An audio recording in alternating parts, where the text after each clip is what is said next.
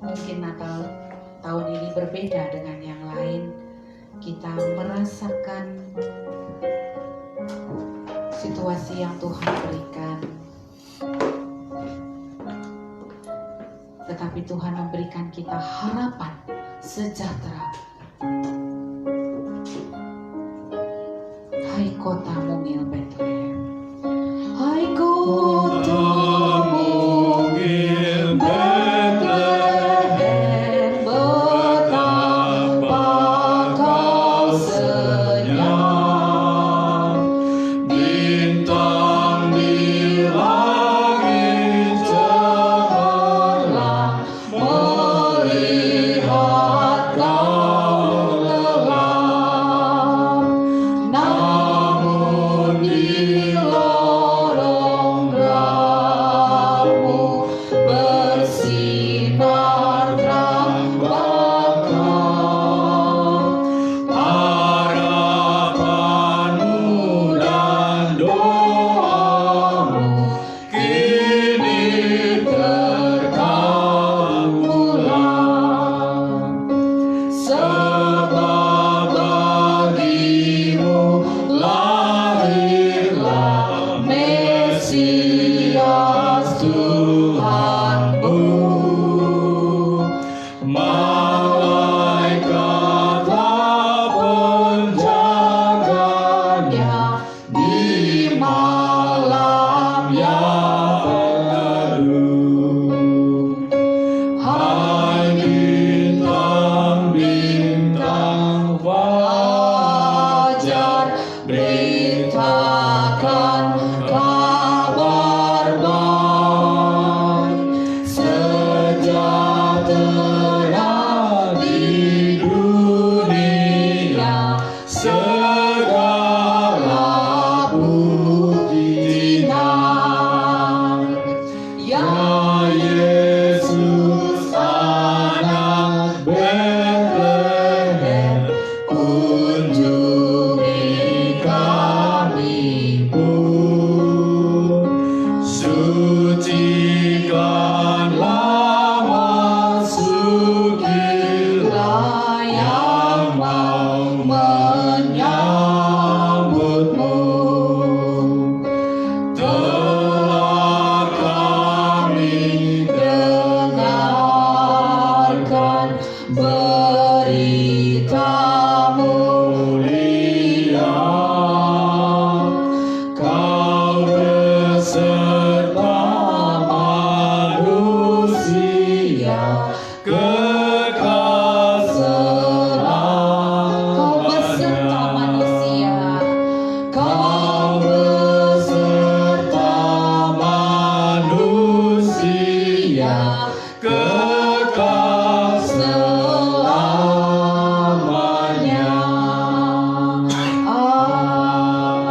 Amin. Sebab seorang anak telah lahir untuk kita, seorang putra telah diberikan untuk kita.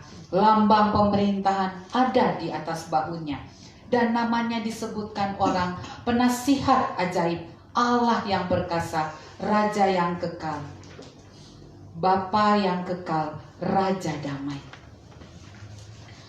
Pertolongan kepada kita adalah di dalam nama Tuhan Allah yang menciptakan langit dan bumi. Turunlah kiranya atas kita sekalian anugerah dari Allah Bapa, Anak dan Roh Kudus. Amin. Mari kita doa pengakuan dosa secara pribadi. Semakin kita hadir di hadiratnya, semakin kita mengetahui siapakah kita di hadapannya.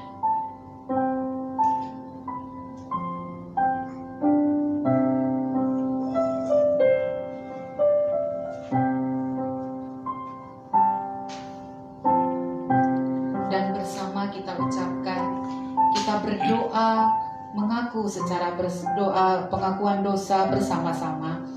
Bapa kami yang di surga, dengan kasih-Mu Engkau telah menjadikan kami, dan dengan kasih-Mu Engkau telah menjaga kami, dan dengan kasih-Mu Engkau juga hendak menjadikan kami sempurna.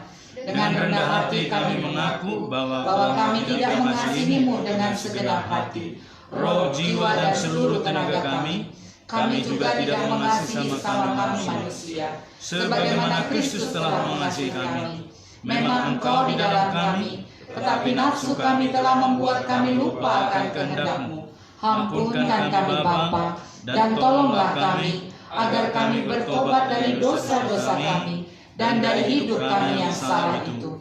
Pimpinlah kami dengan roh-Mu, agar kami dapat berlaku seperti yang Ia kehendaki, sehingga kami dapat masuk ke dalam kemuliaan yang sempurna daripada ciptaan-Mu demi Yesus Kristus Tuhan kami.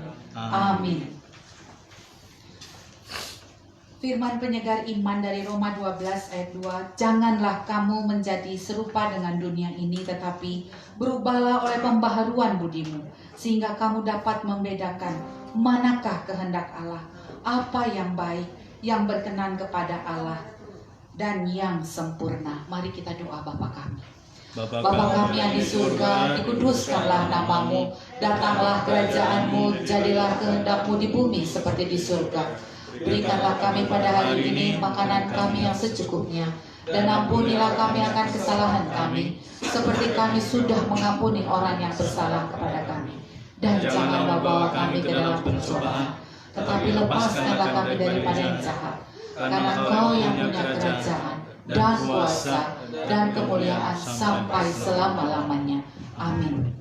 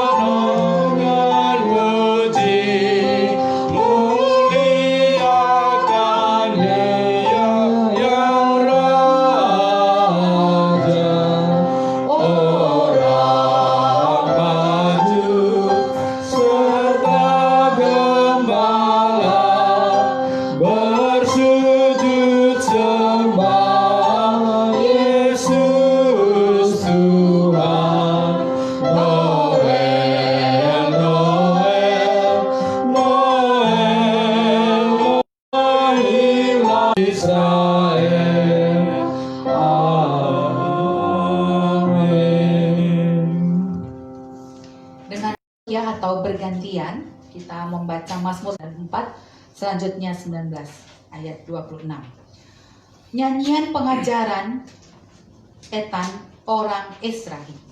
Aku hendak menyanyikan kasih setia Tuhan selama-lamanya, hendak memperkenalkan kesetiaan-Mu dengan mulutku turun-temurun. Sebab kasih setiamu dibangun untuk selama-lamanya, kesetiaan-Mu tegak seperti langit. Engkau telah berkata, telah kuikat perjanjian dengan orang pilihanku, Aku telah bersyukur pada Daud hamba-Mu. Ayat 20. Pernah engkau berbicara dalam penglihatan kepada orang-orang yang kau kasihi, katamu, telah kutaruh mahkota di pahlawan, telah bangsaku. Aku telah mendapat Daud hamba-Ku. Aku telah Dan dia, bahkan lenganku meneguhkan dia. dan orang curang tidak akan menindasnya. Aku akan menghancurkan lawannya dari hadapannya, dan orang-orang yang membencinya akan kubunuh. Kesetiaanku dan kasihku menyertai dia, dan oleh karena namaku tanduknya akan meninggi. Aku akan membuat tangannya menguasai laut, dan tangan kanannya menguasai sungai-sungai. Dia pun akan berseru kepadaku, Bapakku engkau, Allahku dan gunung batu keselamatanku.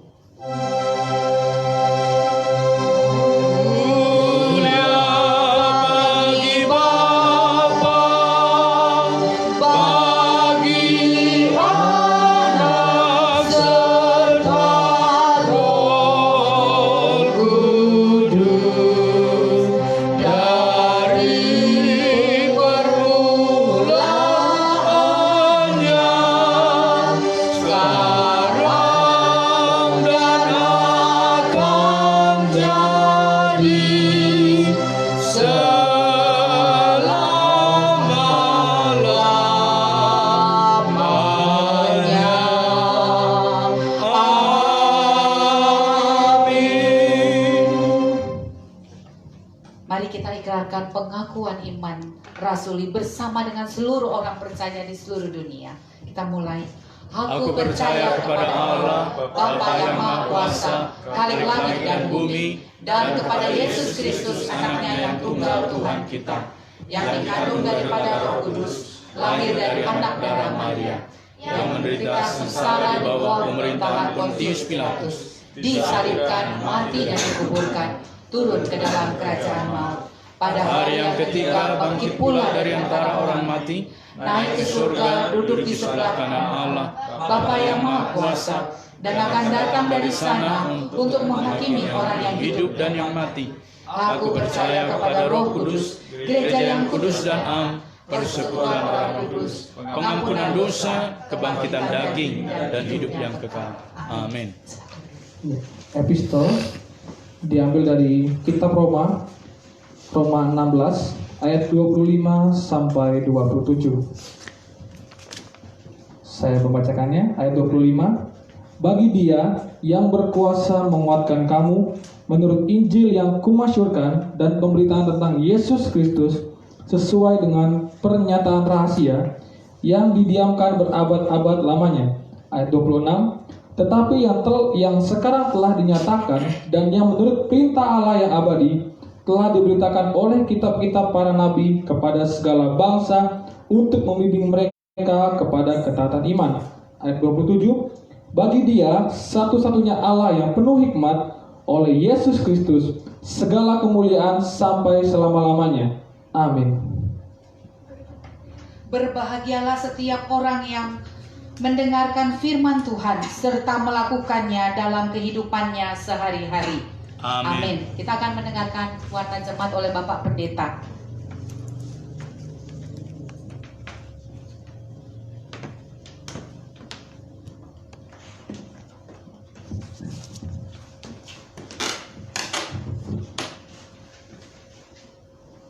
Shalom Bapak Ibu, saudara yang mengasihi Tuhan. Selamat memasuki minggu Advent yang keempat.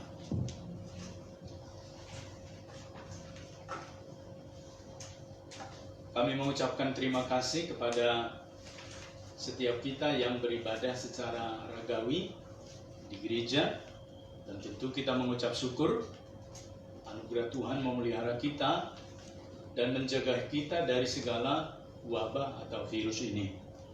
Kita mengandalkan satu-satunya belas kasih daripada Tuhan. Dan di atas semuanya dengan hikmat, melalui anjuran pemerintah kita menggunakan tetap selalu protokol kesehatan dengan 3M. Adapun beberapa warta yang akan kita sampaikan pada pagi ini adalah sebagai berikut. Yang pertama, mengingatkan kembali bahwa agenda Natal kita akan beribadah dalam ibadah malam Natal jam 4 sore tanggal 24. Sesudahnya kita akan isi dengan acara kebersamaan melalui memanggang atau memotong RW atau bakar-bakar ikan atau sosis bagi yang tidak bisa memakan RW ya. Jadi setelah selesai ibadah kita jangan buru-buru pulang, kita akan menikmati kebersamaan itu. Besoknya tanggal 25 Desember kita akan beribadah, tapi tidak jam 9.30 tapi jam 10 pagi.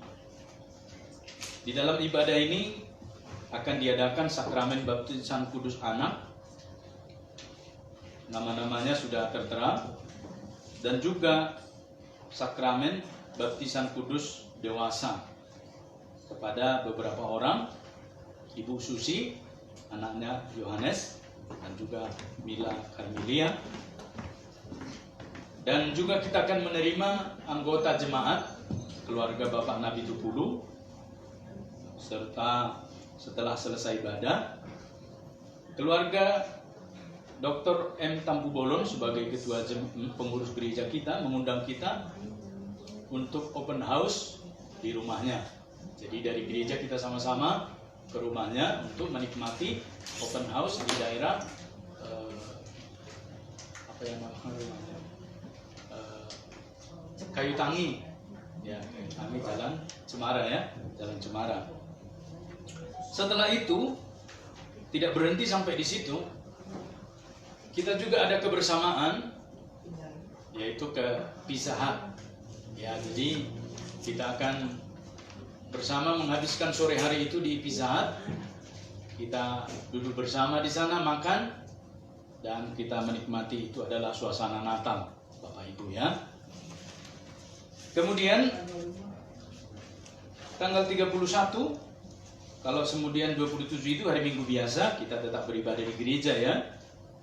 Tanggal 31 ada ibadah pergantian tahun, dan biasanya diisi dengan sakramen perjamuan kudus dan ibadah perjanjian. Jadi kita satu-satu ke depan menerima perjamuan kudus. Besoknya ibadah syukur tahun baru jam 10 bertempat di gereja, dan seperti biasa setelah selesai ibadah kita jangan buru-buru pulang. Kita akan menikmati kebersamaan melalui makan dan minum di gereja. Anggaran Natal sudah tertera di sana Bapak Ibu, boleh membacanya, dan warta ini harap dibawa pulang.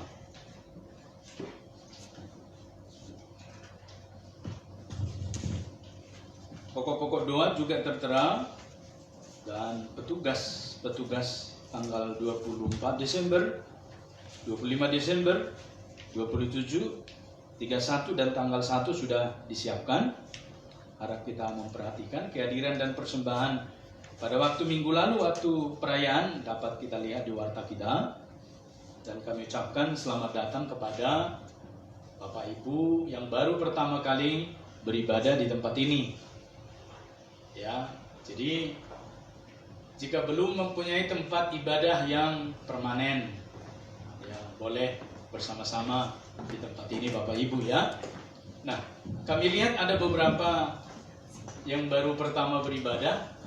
Tadi itu sudah memperkenalkan diri ya, tapi tidak salah kalau kembali memperkenalkan diri lagi sekali lagi. Ya, silakan berdiri yang baru pertama kali beribadah di tempat ini. Mohon berdiri silakan.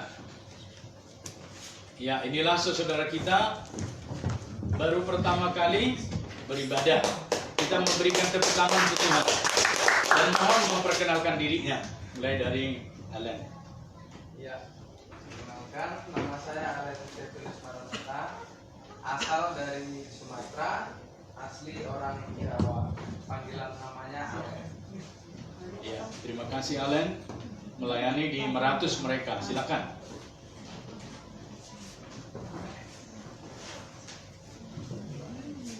Ya, yang depan. Perkenalkan, nama saya Alex. Saya dari pemuda dari asli Gunung Meratus. Ya, saya baru tamat SMK. Ya, terima kasih Alex dari pemuda dari Meratus. Silakan duduk, Alex boleh. Shalom, Shalom.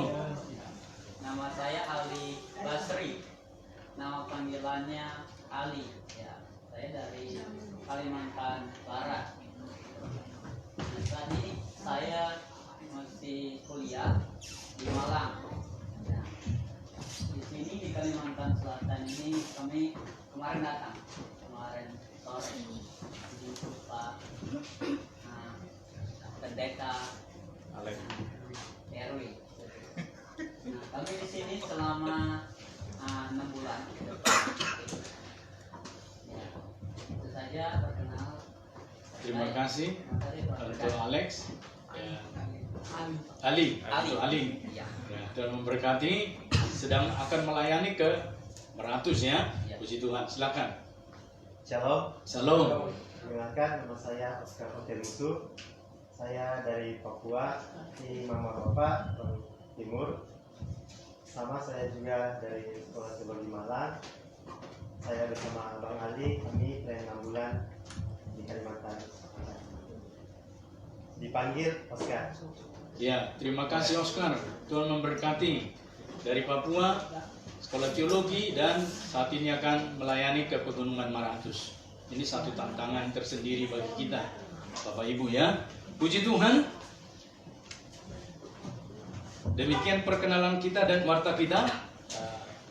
Mohon wartanya dibawa pulang. Dan saat ini kita akan mendengarkan persembahan pujian atau kesaksian. Adakah persembahan pujian atau kesaksian? Oke, baik, terima kasih. Kita juga nanti terus bawa dalam doa. Bapak Penginjil Jaka Sianipar tidak bersama kita ibadah, dan dia sedang ada di asam-asam ya. Jikalau Tuhan berkehendak, kita juga akan perluasan gereja sampai ke sana ya, Bapak Ibu. Tuhan memberkati. Dan tadi sudah dikirimkan YouTube ke dia. Bapak Ibu, jika membutuhkan YouTube ibadah ini, panduan untuk mereka yang tidak dapat beribadah, boleh dikirim ya Bapak Ibu, sebab jangan sampai tidak beribadah ya Bapak Ibu. Di rumah bisa ya, seperti beberapa saudara kita di Kandangan Pemuda, mereka ibadah di pertambangan itu, setiap malam buka YouTube dari gereja kita. Jadi judulnya adalah kita orang percaya jangan sampai tidak beribadah. Tuhan memberkati. Kita akan berdoa syafaat. Kita naikkan pujian kita seperti palunan.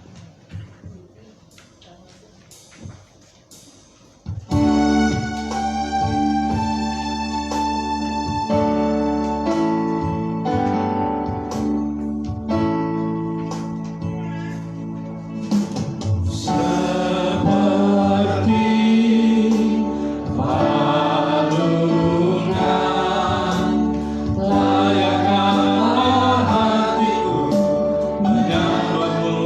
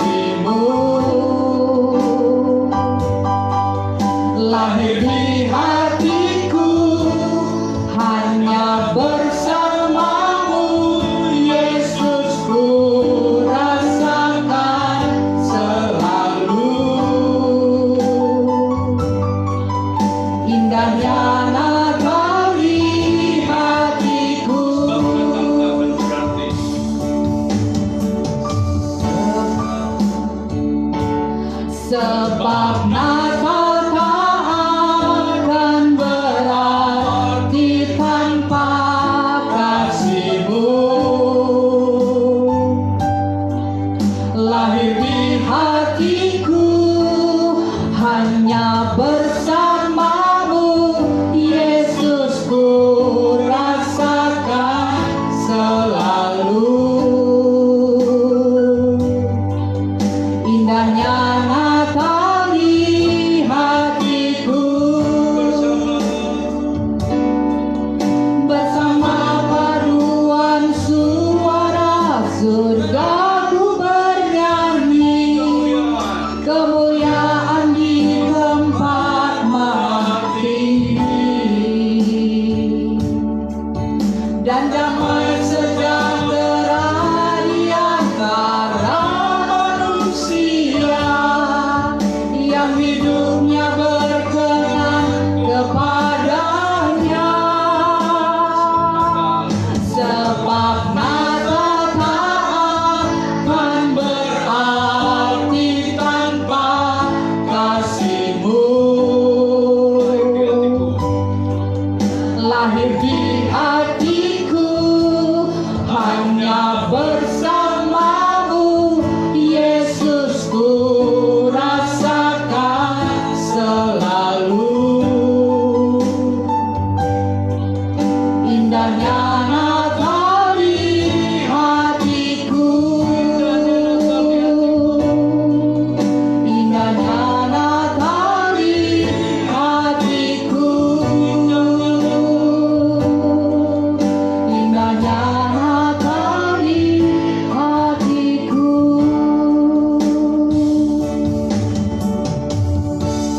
Bapa di surga, kami mengucap syukur berterima kasih lebih daripada kemarin, lebih daripada minggu lalu, bulan lalu, tahun lalu.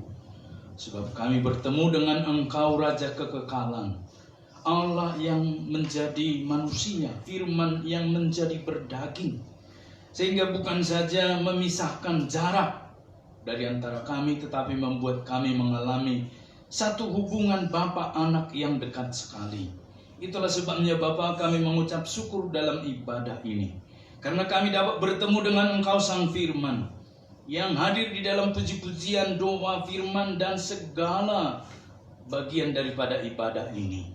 Itu artinya Bapa di sorga, Engkau melawat kami dengan sukacita dan memperlengkapi kami dengan anugerah, sehingga yang lemah Engkau kuatkan, yang saat ini dalam kedukaan Engkau hibur, yang sakit Engkau sembuhkan, yang saat ini mengalami pergumulan Engkau berikan jalan keluar. Oh Bapa, sungguh Engkau adalah Allah bagi kami yang mencerahkan, yang menopang dan menolong kami senantiasa. Berkatilah jemaat-Mu yang beribadah di gereja, yang beribadah di rumah. Berkati dan topang tolong mereka mengalami kasih karunia-Mu. Tuhan, kami menyerahkan semua ke dalam tangan kuasa pemeliharaan-Mu. Secara khusus Bapa di sorga, dalam rangkaian Minggu Advent dan persiapan Natal tahun baru, Engkau menopang dan menolong, menjadi berkat bagi kami semua acara ini, karena kami pertama yakin percaya Engkau adalah Immanuel, Allah yang bersama beserta dengan kami, yang kami alami secara nyata ya Tuhan. Oleh karenanya kami serahkan dalam tangan kuasa-Mu gereja-Mu untuk GMI, baik wilayah 1, wilayah 2, dan wilayah Kota Pengembangan. Kami berdoa agar kiranya sukses dalam segala hal, mengikuti ritme dan keinginan Tuhan di tengah pandemik ini, sehingga nilai-nilai kegerejaan itu tidak hilang, sehingga kami bukan saja makin jauh tetapi dekat dengan Engkau ya Tuhan, sehingga kami mengucap syukur lebih daripada yang kami alami beberapa hari yang lalu. Dan hari ini sungguh Tuhan, kehadiran-Mu mencerahkan dan menopang serta menolong kami semua Bapa di surga. Dan kami berdoa menyerahkan dalam tangan kuasa-Mu untuk semua hamba-hamba Tuhan, mulai dari bishop, pimpinan distrik, dan para pendeta, guru Injil, para majelis, lay speaker, dan semua aktivis yang melayani. Tuhan memberkati. Kami juga berdoa menyerahkan sekolah minggu online. Tuhan memberkati. Kami menyerahkan dan mempertaruhkan juga Tuhan dalam tangan kuasa-Mu distrik 3. Tuhan memberkati dalam visi melayani dan terus berkomitmen menjangkau mereka yang terhilang bersama dengan gereja-gereja Tuhan di segala tempat, sehingga bergandeng tangan membawa Injil Kerajaan Allah kepada banyak orang di sekitar kami yang tersesat, yang saat ini mengalami pergumulan dan berjalan di dalam kegelapan. Oleh karenanya Bapa di surga, berkatilah visi dan misi distrik 3 wilayah 2. Kami berdoa yang di dalamnya ada Resort Gemi Grace Kelapa Gading. Berkati Gemi Grace bertumbuh. Berkati visi mereka membuka pos seperti hari ini sudah membuka pos di Banjarmasin. Kami berdoa Tuhan memberkati dan menopang menolong. Bahkan kami serahkan Tuhan Gemi Manuel Banjarmasin ini. Memasuki tahun kedua kami berdoa urapan Tuhan menolong. Sehingga satu visi itulah Tuhan nyatakan bagi kami melalui pengurus, melalui Bapak Tampu Bolon dan pengurus, melalui hamba-hamba Tuhan yang diutus melayani. Tuhan campur tangan supaya berdiri kerajaan-Mu melalui Metodis, dan bersama gereja-gereja lain bergandeng tangan menyelesaikan apa-apa yang harus diberitakan, diwartakan di Banjarmasin dan sekitarnya.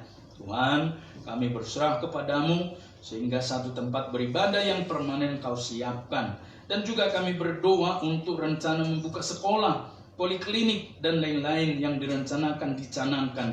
Urapilah dan bantulah ya Tuhan supaya terwujud, terlaksana. Kami juga berdoa menyerahkan dalam tangan kuasa-Mu Tuhan untuk jemaat. Berkatilah mereka dalam pekerjaan dan usaha-usaha mereka sehari-hari. Yang bekerja sebagai pedagang Engkau berkati. Yang bekerja sebagai karyawan urapi dan berikan kekuatan kepada mereka. Yang bekerja sebagai usaha mandiri juga Tuhan berkati. Kami serahkan yang bekerja sebagai guru, sebagai kepala sekolah, sebagai pengacara, semua profesi jemaat ini dan bisnis mereka berkatilah Tuhan.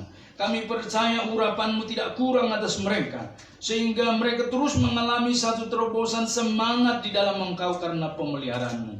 Tuhan, sekali lagi kami berdoa buat anak-anak sekolah. Tuhan memberkati mereka yang kuliah sedang UTS. Tuhan memberkati mereka satu persatu. Tuhan juga menopang dan menolong kesehatan mereka.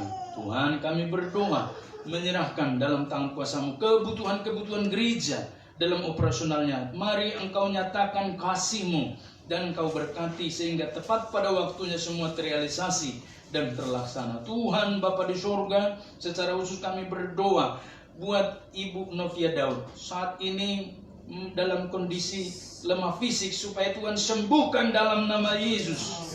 Juga Stevi kami doakan supaya sehat. Kami berdoa agar kuasa Tuhan menopang dan menolong. Demikian juga Tuhan, kami terus berdoa menyerahkan dalam tangan kuasa-Mu untuk Ibu Sarah. Mari Tuhan, lambung yang Kau sembuhkan, pulihkan dalam nama Yesus, sehingga dia mengalami kesembuhan.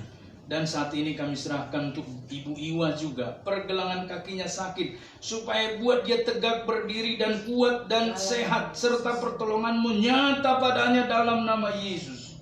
Tuhan, kami berdoa buat Ibu Eliana Migang dan Lili Sultana yang sedang batuk, sembuhkan. Kami menyerahkan juga pemulihan Ibu Rita Guat, Ibu Sinta, Ibu Ewet, Yohanes, dan Bapak Swanto, sembuhkan, pulihkan. Kami menyerahkan sekali lagi Ibu Moni, Leni, Evan Migang, dan juga Heru, Widiasmor, Ahai Tensiu, dan penginjil Jaka Sianipar berkati. Kami berdoa secara khusus untuk misi penginjilan, untuk anak-anak Kristen, untuk warga gereja di Pegunungan Meratus, agar Engkau pelihara iman mereka melalui berbagai cara yang dilakukan gereja bersama misi mitra Yayasan Peduli Meratus. Berkatilah yayasan ini, kami serahkan dalam tangan kuasa-Mu segala kebutuhan keperluan mereka, agar kelak ada donatur tetap ya Tuhan. Engkau membantu guru-guru TK di sana, sehingga bukan saja mengajar, tetapi mereka juga Engkau pakai sebagai alat di tangan-Mu menguatkan dan memberitakan Injil di sana ya Tuhan. Juga kesehatan Pendeta Erwin Daud yang mengelola Yayasan Peduli Meratus ini, kami berdoa agar berikan kesehatan yang terbaik. Engkau tambahkan umur yang panjang kepadanya, visi yang luas sehingga melalui kehadirannya bukan saja banyak orang dimenangkan bagi Kristus di sana, tetapi meletakkan satu jejak yang akan diikuti oleh banyak orang menjangkau untuk saudara kami Dayak di Meratus, supaya mereka hidup di dalam Kristus. Tuhan Bapa di sorga, kami serahkan ini menjadi hormat dan kemuliaan bagi Tuhan. Sekali lagi Bapa di sorga, kami mengucap syukur untuk ibadah raya ini. Berkatilah semua jemaat-Mu, kami serahkan dalam tangan kuasa-Mu, keluarga Mang Tampu Bolon, Kau menopang dan menolong dalam pekerjaan, dalam profesinya, juga ibu dan anak-anak. Kami serahkan Tuhan ke dalam tangan kuasa pemeliharaan Tuhan. Begitu juga dengan Amang Sinaga, Tuhan memberkati supaya dia juga menjejakkan, melangkahkan kakinya ke gereja. Tuhan perlengkapi dengan kekuatan penyertaan dari Tuhan. Terima kasih Bapa di sorga, kami sungguh mengucap syukur karena anugerah dan pertolongan-Mu untuk jemaat Immanuel. Kau menambah-nambahkan jiwa, dan kami percaya Tuhan yang menopang menolong pertumbuhannya ke depan. Termulia nama-Mu Bapa karena anugerah-Mu. Kami menyerahkan ini menjadi hormat dan kemuliaan bagi Tuhan. Dalam nama Yesus kami berdoa dan kami mengucap syukur. Amin. Kita akan menerima kebenaran firman Tuhan. Kita naikkan pujian kita bersama malaikat di sorga.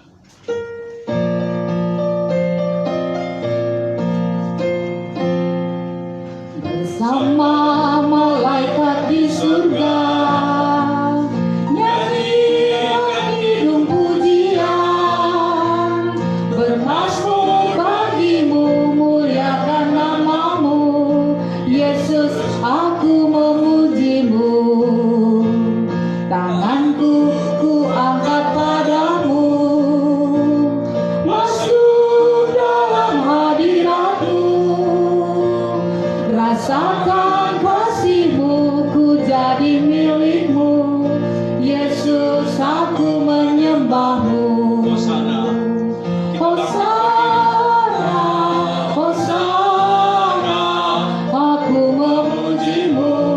Haleluya, haleluya, aku menyembah-Mu. Bersama malaikat di sorga. Bersama malaikat di surga, nyanyikan hidung pujian, bermasmur bagimu, muliakan nama-Mu, Yesus, aku memuji-Mu. Tanganku ku angkat padamu, masuk dalam hadirat-Mu. Rasakan kasih-Mu, ku jadi milik-Mu. Yesus, aku menyembah-Mu. Hosana, Hosana, aku memuji-Mu. Haleluya, haleluya, aku menyembah-Mu. Mari kita berdoa. Segala puji, hormat, dan syukur kami naikkan ke hadirat-Mu ya Tuhan Yesus. Oleh karena begitu banyaknya anugerah yang Engkau sudah berikan kepada kami, berlimpahnya kasih karunia-Mu di dalam seluruh perjalanan kami hari lepas hari. Bahkan untuk yang kesekian kalinya, kami juga boleh menikmati anugerah Tuhan yang Tuhan boleh izinkan kami nikmati saat ini, berkumpul bersama-sama dengan kekasih-kekasih kami, memuji, menyembah Tuhan bersama-sama dengan orang-orang percaya pada pagi hari ini. Dan Tuhan, kami tidak ingin kehilangan momen, kami tidak ingin kehilangan kesempatan untuk menikmati banyak hal di dalam Tuhan, khususnya kebenaran firman-Mu yang menjadi gizi rohani, makanan rohani bagi kami. Sebelum kami membaca dan merenungkan firman-Mu, kiranya Roh Kudus memberikan pencerahan bagi hati kami, pikiran kami, dan kami boleh dipuaskan, dikenyangkan dengan kebenaran-Mu ya Tuhan. Di dalam nama Yesus Tuhan dan Juru Selamat kami yang hidup, kami berdoa dan memohon. Amin. Amin. Silakan duduk kembali Bapak Ibu. Shalom Shalom. Aleichem. Nah, sudah ada yang bisa jawab ya. Shalom Aleichem. Aleichem Shalom. Aleichem Shalom. Ya. Bapak Ibu dan saudara-saudara yang terkasih di dalam Tuhan Yesus, pagi hari ini kita mendapat satu tema yang sangat menarik sekali. Ya, apa temanya? Jadilah padaku menurut perkataanmu. perkataanmu itu. Ya, ini adalah sebuah ungkapan, perkataan, pernyataan yang dilakukan atau yang diucapkan oleh siapa? Siapa? Maria. Ya. Nah, mari kita sama-sama membaca bagian ini terlebih dahulu dari kitab Injil Lukas pasal yang ke-1 ayat 26 sampai ayatnya yang ke-38. Ya, dan izinkan saya untuk mengajak Bapak Ibu kita bersaut-sautan di dalam membacanya. Saya ayat 26, Bapak Ibu ayatnya yang ke-27. Ya, saya harap bacanya kompak ya. Saya juga nanti kompak karena saya sendiri. Ya. Jangan berkejaran ya. Oke. Pemberitahuan tentang kelahiran Yesus. Dalam bulan yang ke-6, Allah menyuruh malaikat Gabriel pergi ke sebuah kota di Galilea bernama Nazaret Kepada seorang perawan yang bertunangan dengan seorang bernama Yusuf dari keluarga Daud, nama perawan itu Maria. Ketika malaikat itu masuk ke rumah Maria, ia berkata, "Salam hai engkau yang dikarunia, Tuhan menyertai engkau." Maria terkejut mendengar perkataan itu, lalu bertanya di dalam hatinya, apakah arti salam itu? Kalau kata malaikat itu kepadanya, "Jangan takut, hai Maria, sebab engkau beroleh kasih karunia di hadapan Allah. Sesungguhnya engkau akan mengandung dan akan melahirkan seorang anak laki-laki, dan hendaklah engkau menamai dia Yesus. Ia akan menjadi besar dan akan disebut anak Allah yang maha tinggi, dan Tuhan Allah akan mengaruniakan kepadanya tahta Daud bapa leluhurnya. Dan ia akan menjadi raja atas keturunan Yakub sampai selama-lamanya, dan kerajaannya tidak akan berkesudahan." Kata Maria kepada malaikat itu, "Bagaimana hal itu mungkin terjadi? Karena aku belum bersuami." Jawab malaikat itu kepadanya, Roh Kudus akan turun atasmu, dan kuasa Allah yang Maha Tinggi akan menaungi engkau.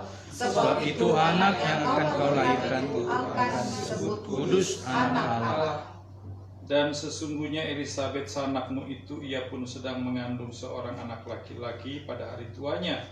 Dan inilah bulan yang ke-6 bagi dia yang disebut mandul itu. Sebab bagi Allah tidak ada yang mustahil. Mari kita baca sama-sama bagian yang terakhir ini. Kata Maria, sesungguhnya aku ini adalah hamba Tuhan, jadilah padaku menurut perkataanmu itu. Lalu malaikat itu meninggalkan dia. Bapak Ibu dan saudara yang dikasihi Tuhan Yesus Kristus,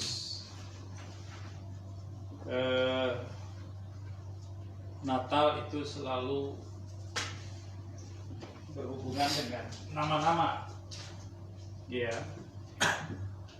selalu menyebutkan beberapa nama-nama yang ada di dalam Alkitab, baik itu pribadi maupun kelompok. Kalau kita membaca kisah-kisah Natal, maka tentunya tidak asing bagi saya dan saudara orang percaya. Ada nama Elisabet, ada nama suaminya, nama siapa? Muhammad. Elisabet suaminya namanya siapa? Zakaria. Dia adalah seorang imam di Bait Allah, di gerejanya orang Yahudi.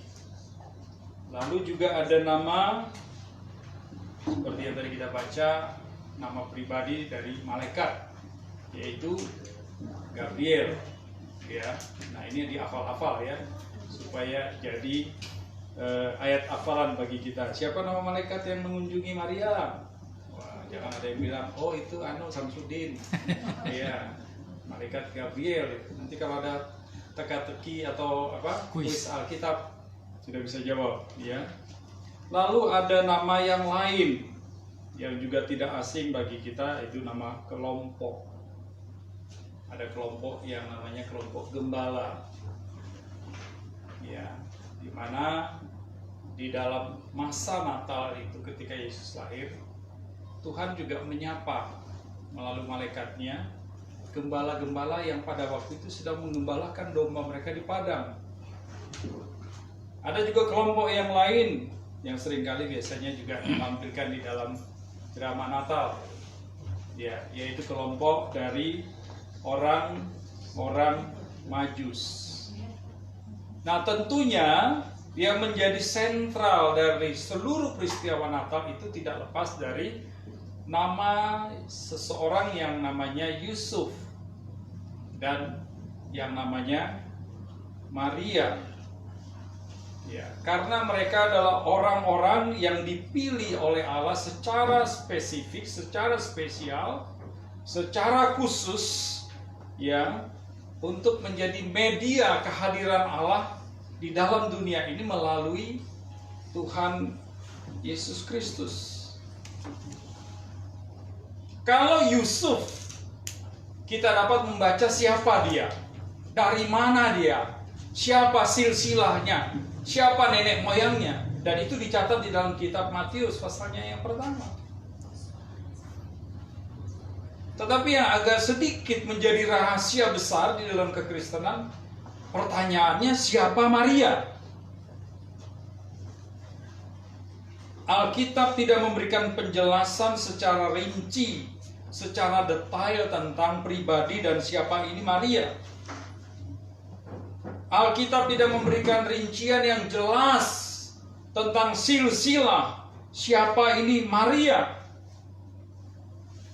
Kitab Lukas memang di dalam pasalnya yang lain memberikan penjelasan sedikit tentang Maria dalam hubungannya dengan saudaranya, yaitu tentang Maria dan saudara perempuannya, kakak perempuannya yang namanya Elisabeth.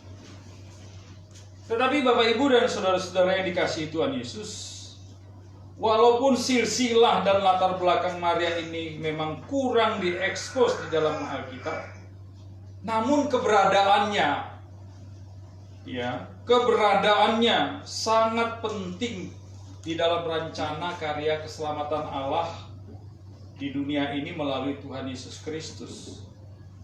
Karena dari sekian banyak wanita, dari sekian ribu wanita, bahkan dari sekian juta wanita di dunia ini, Marialah orang yang mendapatkan kasih karunia, dipilih Allah untuk menjadi alat Tuhan, ya, menjadi media untuk melahirkan Tuhan kita Yesus Kristus, ya. Dan saudara-saudara yang terkasih di dalam Tuhan Yesus Kristus, sehingga tidak salah kalau kemudian Maria mengunjungi kakaknya Elisabeth, dan ketika itu Elisabeth langsung berteriak. Ya, tentunya kalau anaknya saja di dalam perut, ya, si Yohanes Pembaptis di dalam perut itu bergerak, ya, secara luar biasa. Ini adalah naluri alami dari bayi ini yang tahu siapa yang datang.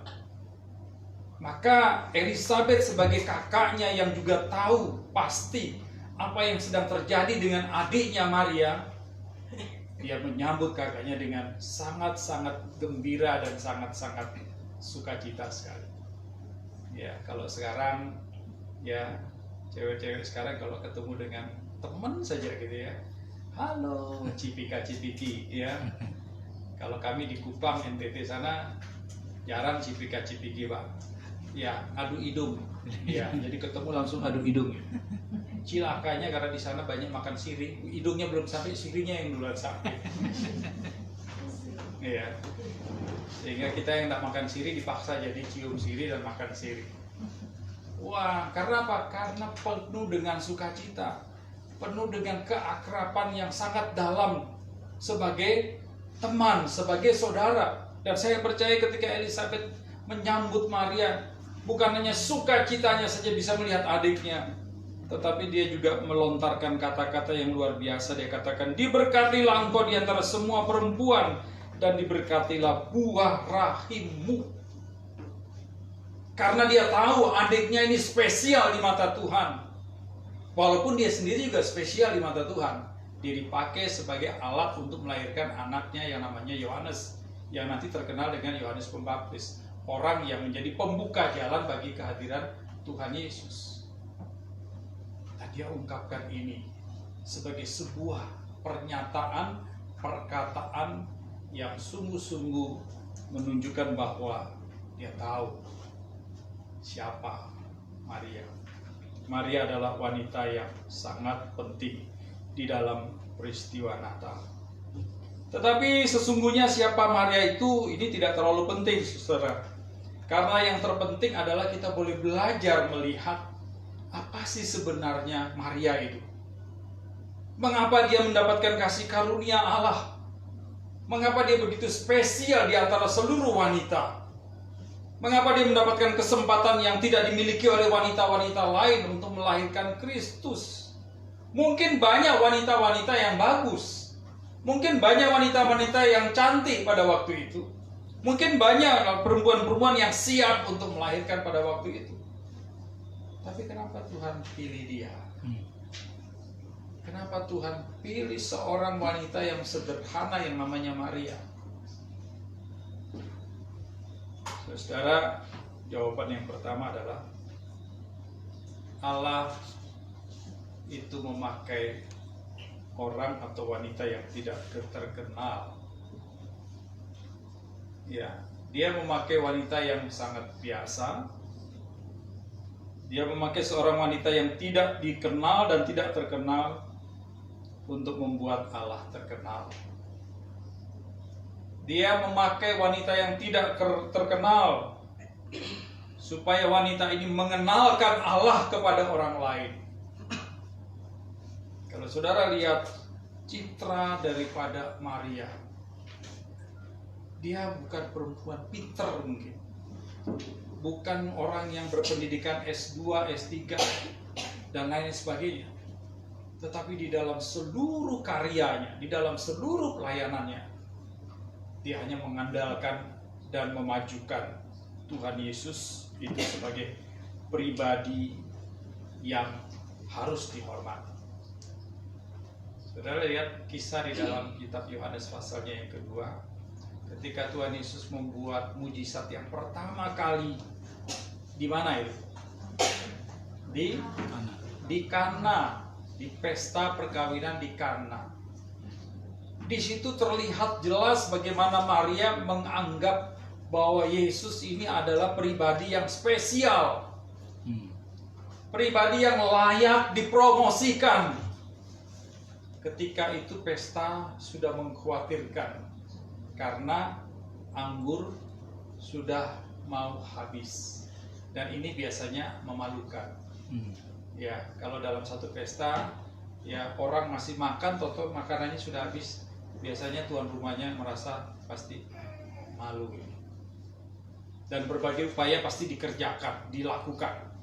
Ya, bisa jadi nanti anggurnya tinggal satu botol dicampur dengan air satu ember, pokoknya kelihatan anggur begitu. Ya, saya ingat waktu SMA dulu merayakan Natal, saya ketua panitia. Ya, masak babi kecap. Namanya babi kecap itu makanan yang sangat favorit zaman saya tahun 81. Yang makan itu berdesak-desakan ingin lebih duluan.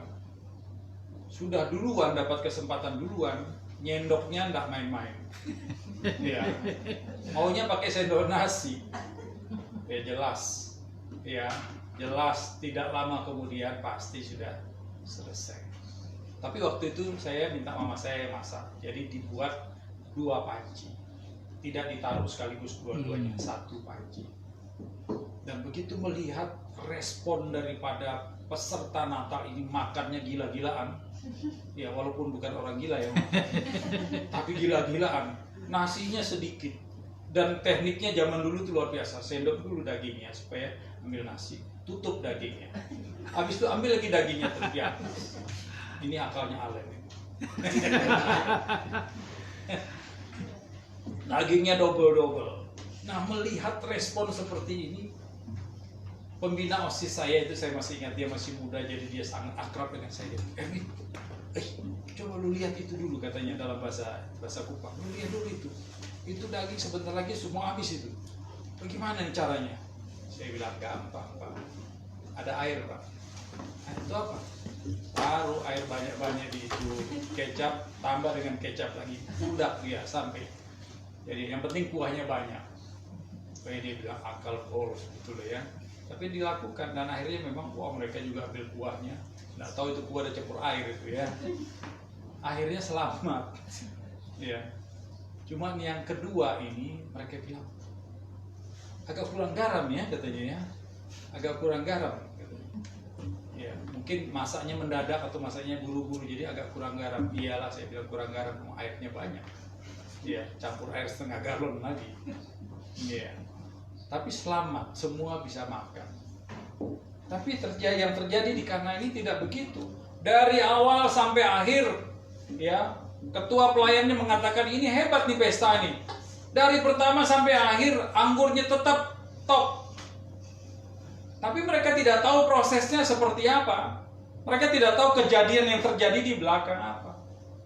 Mereka tidak tahu siapa salah satu pionir yang mengusulkan agar supaya anggur tetap baik saja. Mereka tidak tahu bahwa itu adalah salah satu perbuatan Maria. Ketika Maria bilang begini sama pelayan-pelayan, kamu ya, ikutin apa kata Yesus. Kalau dia minta apa aja, ikutin. Dan memang terjadi ketika Yesus katakan isi air di tempayan. Ada tempayan, 6 tempayan besar-besar, isi air. Mungkin mereka mau protes. Mungkin mereka berpikir, untuk apa air yang kita butuhkan kan anggur. Tapi mereka ingat Maria bilang, ikutin aja. Dan mereka lakukan itu. Setelah selesai mengikuti dan mengisi tempayan-tempayan itu dengan air, Tuhan bilang cedok. Mereka ikut juga cedok. Mestinya mereka kan berpikir rasional. Tadi kan air, ngapain suruh saya cedok? Iya toh ya. Belum disimsalabim lah. Ya, kalau sekarang kan ada dukun-dukun begini ya, kasih kemenyan begitu ya, saat rumah-rumahnya dibakar supaya asapnya tambah banyak begitu. Ya, tapi enggak, suruh cedok. Dan kemudian pelayan-pelayan ingat, gak usah protes, katanya lakukan apa yang dia katakan. Mereka cedok dan minum, ternyata anggur beneran dan anggur yang kualitas hebat. Bapak Ibu dan saudara yang terkasih di dalam Tuhan Yesus, siapa orang di balik semua ini yang mulai mempromosikan Yesus? Maria, orang sederhana, orang yang tidak berpendidikan tinggi, tetapi dia mau dipakai oleh Allah sedemikian rupa agar supaya hidupnya yang sederhana ini, hidupnya yang terbatas ini, hidupnya yang tidak ada apa-apanya di kalangan masyarakat, menjadikan Allah di dalam Yesus Kristus semakin dikenal oleh banyak orang. Kita juga lihat ada para gembala, Bapak Ibu. Orang biasa mereka. Para gembala ini adalah salah satu pekerjaan pada zaman itu yang tidak terlalu disukai. Bahkan mereka kadang-kala diejek, dihina, dipinggirkan.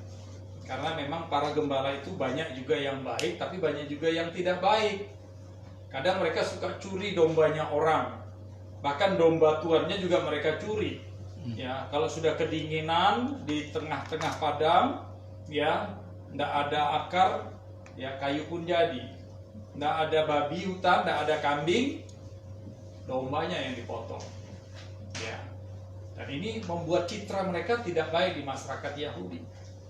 Mereka orang yang sangat-sangat sederhana, tetapi Bapak itu coba lihat, ketika mereka bertemu dengan Tuhan, bayi Yesus, orang-orang ini pulang dengan sukacita dan mulai menceritakan tentang Yesus Kristus.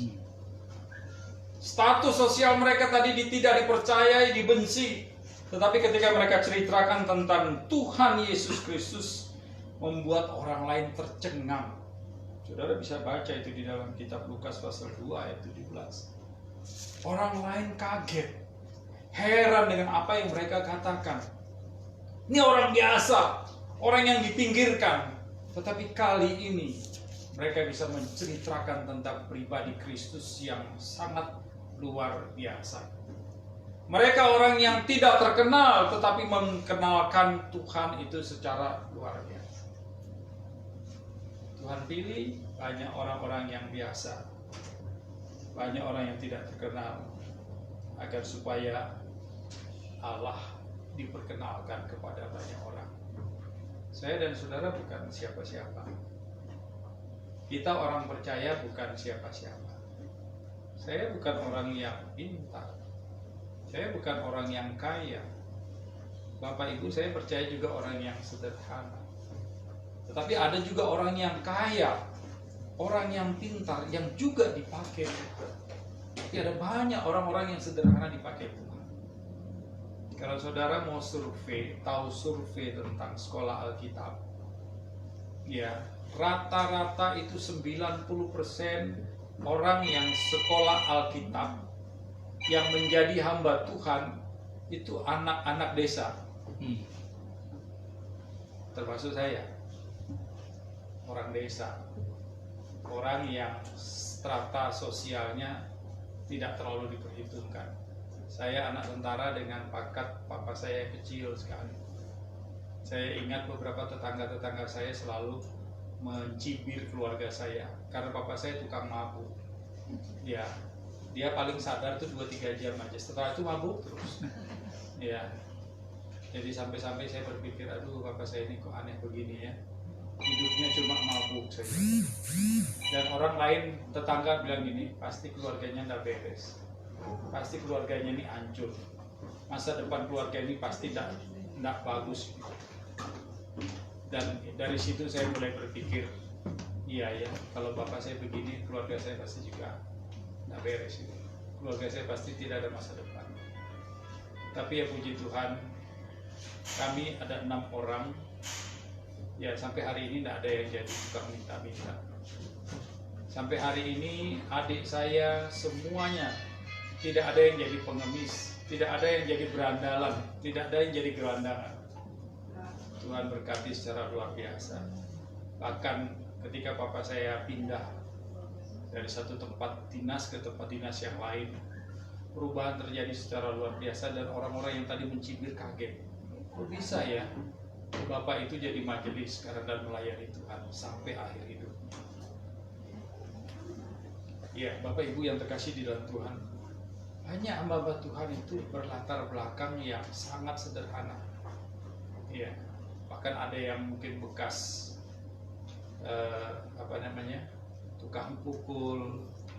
Ya, saya juga sebenarnya bekas tukang pukul sapi, tapi dia kepala sapi, bukan tukang manusia.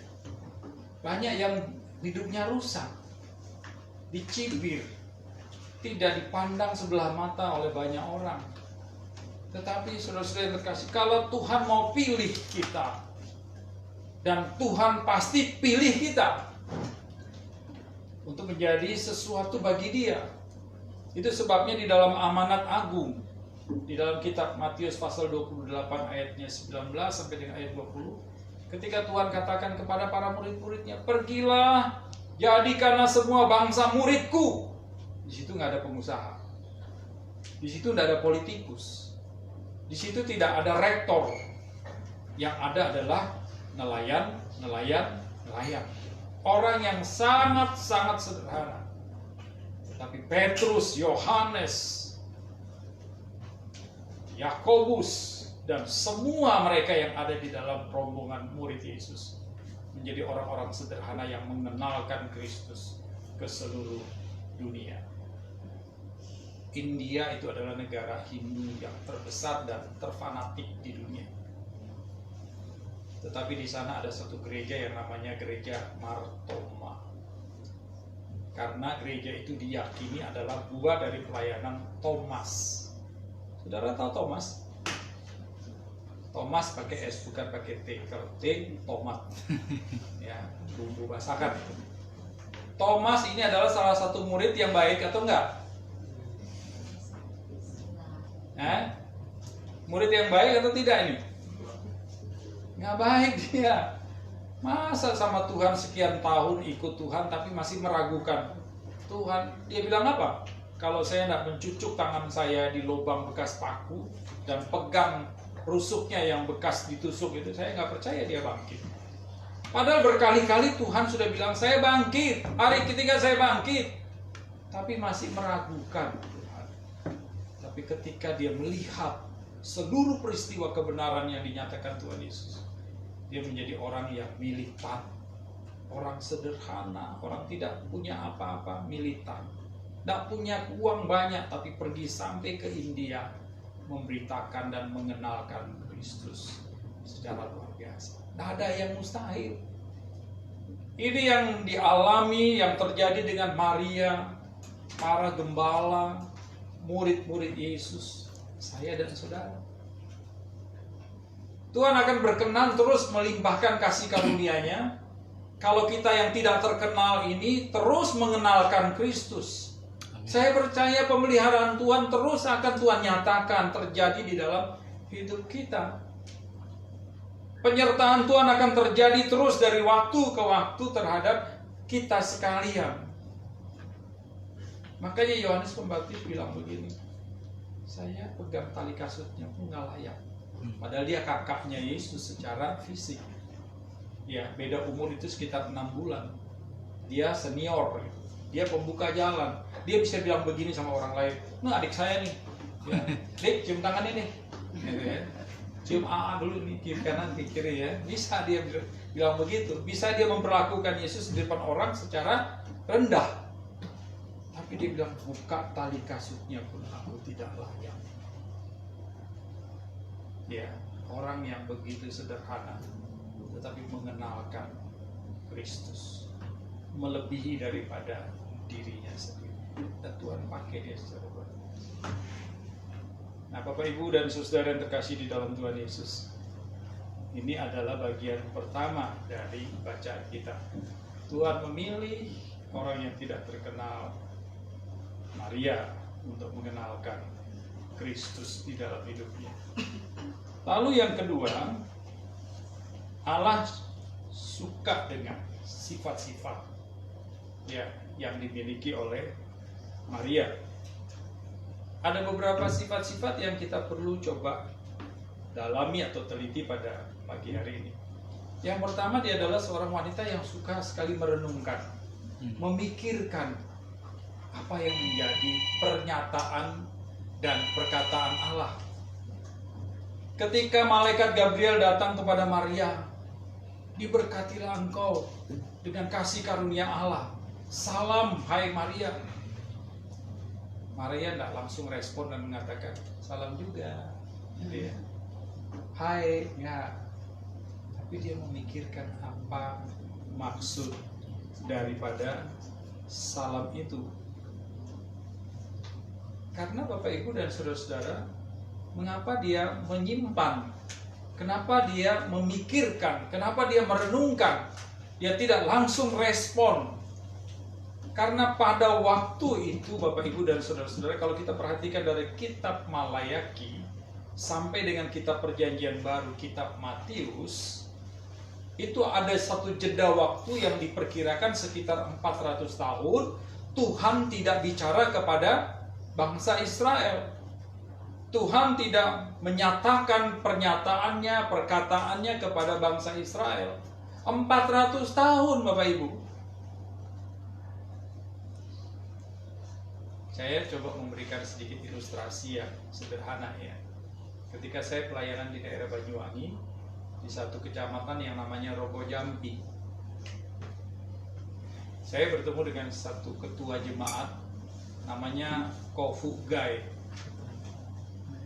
ya, orang Tionghoa, ya, namanya Kofu Gai. Dia punya pabrik bikin tas kresek. Satu kali waktu ketika saya pelayanan di sana, saya diundang. Lao Se katanya, kalau dalam bahasa Cina itu guru. Ayo nanti malam ke tempat saya ya. Saya bilang, ada apa? Ada sedikit acara syukuran. Oh, syukuran apa? Ya Lao Se, saya ini sudah terpisah dengan mama saya 30 tahun. Ketika zaman PKI, ya, itu ada keluar PP 10 dari pemerintah untuk memberikan kesempatan kepada warga negara Tionghoa. Siapa yang mau jadi warga negara, siapa yang mau pulang ke Cungko, ke RRC. Banyak orang yang pulang, termasuk papanya dan juga mamanya. Dan ketika papa mamanya pergi dan sampai hari itu katanya tidak ada kabar lagi. Tapi ternyata ya ketika dia mulai telusuri terus, karena di sana kan banyak orang di Cungko, di China itu banyak orang Indonesia yang tinggal dan mereka itu dikelompokkan. Ya, ternyata waktu mereka pulang itu tidak tinggal sembarangan, mereka dijadikan transmigrasi di sana. Bahkan konyolnya lagi, mereka di sana dijadikan manusia kelas 2, bangsa kelas 2, karena dianggap orang perantauan yang pulang kampung disendirikan. Makanya di sana, di Tiongkok sana, orang Indonesia dari Jawa tidak hilang Jawanya. Iya, orang dari Banjarmasin tidak hilang bahasa Banjarnya, karena mereka memang satu komunitas. Nah, waktu dia telusuri papanya ini, ada orang dari tempat papanya datang. Ya, sudah tua, dan dia bilang, oh, ini tuh papa. Dia bilang, papamu itu tidak jadi pulang ke Tiongkok. Loh, kan kemarin ada PP 10 dia sudah pulang. Iya, betul, berangkat, tapi ternyata tidak berangkat. Dan dia terdampar di Bengkulu, di Sumatera. Wah, dia kaget. Dia mulai cari lagi informasi-informasi, ternyata papanya sudah meninggal, mamanya masih hidup. Di dalam bayangannya mamanya itu mama yang masih muda. Ya, mamanya orang Jawa, papanya orang Cungko, ya, orang Tiongkok. Mamanya orang Jawa, tapi Jawa putih. Waktu dia ketemu dan berjumpa dengan mamanya, dia sudah gak kenal lagi. Ya, dia sudah tidak ingat lagi wajah mamanya, karena sudah sekian puluh tahun terpisah. Mamanya sudah hitam, ya, karena mamanya ketika sudah ditinggal papanya, dia jadi petani, jadi sudah berhadapan dengan dunia panas dan lain-lain sebagainya. Dia sudah gak kenal lagi. Tapi ketika dia tanya nama mamanya, mamanya bilang, iya saya, namanya Sumini, ya saya Sumini. Ma, saya Fugai, ma, anak mama. Kayaknya aku tidak pernah punya anak nama Fugai. Oh, baru dia ingat kalau nama Cinanya mamanya tidak kenal, nama Jawanya dia kasih tahu lah namanya. Saya Giono, mah. Oh, Giono toh, ini le. Nangis-nangisan. 30 tahun sudah.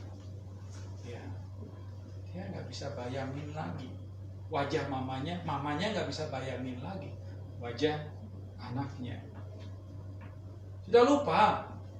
Sekian puluh tahun dipisahkan oleh waktu dan oleh banyak perkara. Tapi Bapak Ibu dan saudara-saudara yang terkasih di dalam Tuhan Yesus Kristus, kita bisa bayangkan kalau 400 tahun Tuhan tidak bicara. Ini membuat manusia menjadi batu. Hati manusia menjadi batu. Otak manusia menjadi batu. Rohani manusia juga menjadi kerdil dan menjadi batu. Makanya seperti tadi Pak Jim katakan, ayo walaupun situasi seperti ini, tetap ibadah. Kalau sudah setahun nggak ibadah, saudara, lama-lama kita rohaninya jadi batu. Benar. Kalau kita terus tidak membiasakan diri untuk beribadah kepada Tuhan, ya, bisa jadi hantu pun kita bilang Tuhan. Ya, Tuhan kita bilang hantu. Ya, Tuhan datang di kamar mandi, hai Alen, ini aku, ikutlah aku, mau lari. Tapi begitu dia datang, "Hai Alen, aku Tuhan." Selamat Tuhan, padahal hantu. Karena apa? Udah buta pikirannya, buta hatinya, buta rohaninya. Karena terlalu lama tidak pernah berkomunikasi dengan Tuhan. Dan ini bisa terjadi dengan bangsa Israel 400 tahun, bukan waktu yang pendek. Itu sebabnya ketika salam itu disampaikan malaikat Gabriel kepada Maria, dia pikirkan, dia renungkan baik-baik apa yang menjadi maksud Tuhan. Ini tipikal dari Maria. Ketika para gembala pulang setelah mengunjungi bayi Yesus, Maria dikatakan merenungkan dan menyimpan itu di dalam hatinya. Dia adalah tipikal perempuan yang selalu mengolah kebenaran firman Tuhan di dalam hatinya untuk menjadi sesuatu yang sangat bermanfaat untuk hidup rohani. Dia orang yang memikirkan kebenaran Tuhan itu secara dalam, bukan hanya sampai di kepala saja, tetapi juga sampai di hatinya. Kalau firman Tuhan cuma di kepala saja berhenti, ya sudah. Begitu ayam lewat, begitu kita lewat, ayam teriak, lupa. Tapi kalau sudah sampai di hati, dikodok di dalam hati, diolah, direnungkan di dalam hati, dia tidak akan pernah kemana-mana. Karena dia akan menjadi rema, dia akan menjadi penguasa di dalam hidup kita. Ini tipikal dari salah satu sifat Maria, suka merenungkan firman Tuhan. Yang kedua sifatnya adalah dia juga adalah seorang wanita yang sangat rendah hati, Bapak Ibu. Ya, orang wanita yang rendah hati. Seperti tadi saya katakan, dia bisa saja katakan, "Oh Bapak Ibu, ini anak buah nih, hebat nih, dia bisa menyembuhkan orang sakit, bisa bangkitkan orang mati. Ini mamahnya nih." Gitu ya. Mungkin Yesus belum bikin apa-apa, dia udah bilang, "Itu anak saya tuh." Ya, kalau dalam bahasa Jerman, "Ini Bapak Ibu, anak pulut nih." Ya. Anak unda nih, ya. Dia nggak katakan itu. Dia selalu diam, dia selalu tenang, dia selalu terus merendahkan diri dan membiarkan Tuhan yang ditinggikan. Ini sifat yang sangat baik, ya, yang terjadi di dalam sebuah rumah tangga, sangat bermanfaat di dalam sebuah persekutuan. Sifat yang sangat baik yang bisa terjadi di dalam setiap kemasyarakatan kita. Kalau orang tinggi hati di mana aja nggak bisa diterima. Kalau orang sombong di mana saja sulit untuk bergaul. Tapi Maria adalah pribadi yang rendah hati, sehingga di mana saja, kapan saja dia bisa masuk, bisa diterima. Oleh sebab itu Bapak Ibu yang terkasih di dalam Tuhan Yesus Kristus, rendah hati ini juga adalah bagian daripada sifat kita. Kita bisa coba menelisik lah. Saya ini tipikal orang sombong atau tidak? Ya. Karena kalau kita baca di dalam beberapa kitab Injil, orang-orang Farisi itu adalah orang-orang yang sombong. Kalau berdoa itu keras-keras, "Tuhan, saya tidak seperti orang penyamun ini, ya, pemungut cukai ini. Saya bayar perpuluhan, saya puasa, ya, saya A, saya B, saya C." Nah, Tuhan tidak butuh itu. Tuhan sudah tahu, dia maha tahu. Ini salah satu bentuk kesombongan manusia yang kemudian menghancurkan dirinya sendiri. Kalau suami sombong, pasti istrinya gelisah. Kalau istri yang sombong, suaminya pasti nggak mau di rumah. Ya. Ini siapa punya? Saya punya. Ini siapa punya? Saya punya. Ya. Rumah ini siapa punya? Saya punya. Ya, suaminya tinggal di luar. Ya. Kalau anak sombong, orang tua menderita. Kalau orang tua dua-dua sombong, anaknya menderita. Nah, kalau anak dengan orang tua sombong, tetangga yang susah. Ya. Jadi kesombongan itu adalah satu sifat yang sangat-sangat tidak baik di dalam hidup masyarakat apapun juga. Tapi sifat rendah hati itu memang adalah sifat yang sangat mengayomi dan menciptakan damai sejahtera untuk banyak orang. Sebab apa? Sebab Yesus pun juga merendahkan dirinya lebih rendah daripada manusia. Di dalam catatan kitab Filipi pasal 2, ketika firman Tuhan menjelaskan bahwa dia adalah doulos, ya, dia turun dari surga menjadi manusia. Lalu manusia yang mana? Hamba. Hamba yang bagaimana? Hamba yang mati. Matinya bagaimana? Disalib. Itu runtutan kata-kata itu bukan sederhana, itu bukan kebetulan Bapak Ibu. Tetapi runtutan kata-kata itu mengandung makna teologis yang begitu dalam. Karena ketika ketika kata doulos itu disebut untuk Petrus, untuk Yohanes dan sebagainya, itu artinya mereka adalah pelayan. Tapi anehnya di dalam penulisan kitab-kitab Perjanjian Baru dan kitab bahasa Yunani, ketika kata doulos ini diberikan untuk Yesus, maknanya berbeda. Ya, ketika kata doulos ini ditempatkan untuk nama Yesus, itu artinya berbeda. Artinya bukan hanya pelayan, tetapi orang yang melayani meja tuannya. Nah, pertanyaannya sekarang, kalau dia adalah orang yang melayani meja tuannya, siapa tuannya? Tuannya tidak lain tidak bukan adalah saya dan saudara, manusia. Manusia yang berdosa. Dia menempatkan dirinya itu jauh lebih rendah di bawah manusia yang berdosa sekalipun. Makanya ketika kata doulos itu ditempatkan, itu menunjukkan bahwa dia merendahkan dirinya serendah-rendahnya sampai mati di atas kayu salib. Untuk siapa? Untuk damai sejahteranya manusia. Untuk keberuntungan umat. Nah, ini sifat yang dimiliki oleh Maria. Yang terakhir, ya, sifat yang terakhir itu di dalam ayatnya yang ke-38 tadi, yang mengatakan apa tadi? Sesungguhnya aku ini adalah hamba Tuhan. Jadilah menurut perkataanmu itu.